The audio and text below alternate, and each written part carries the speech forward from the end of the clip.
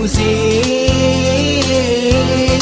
cả cô lên lại cả miền hoài lại tu lại nung ngã hôn ấy mù độ leo ấy nam mộ về cô vinh tì cả cô lên lại cả miền hoài lại tu lại nung ngã hôn ấy nam mù leo ấy na đal lê leo vinh tì cây là kiếp tệ điều điều gì ta cây là kiếp vui điều điều gì ta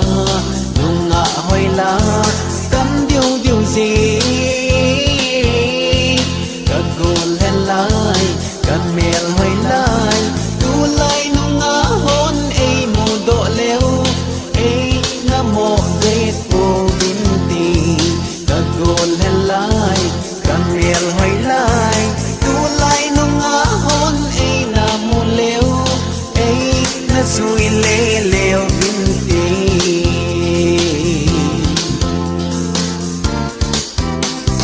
các cô lên lại ta các boss pi đông hoài lại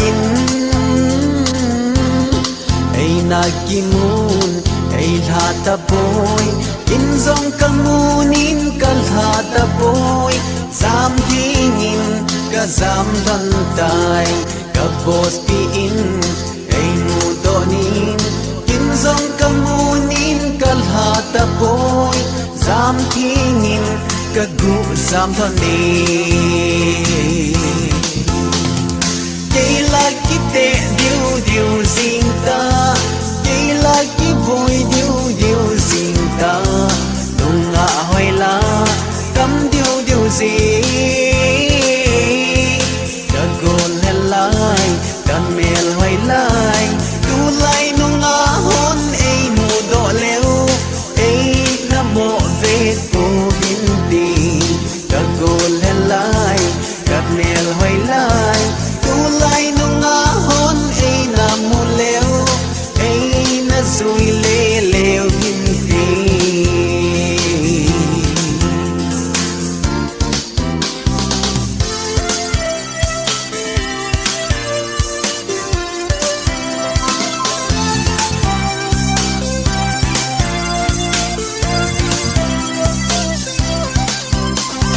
để nung vui nung ngã là tâm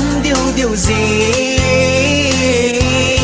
các cô lên lại các bồn thì lại tu lại nung ngã hôn ấy mù lâu chú lên lại chan anh hi về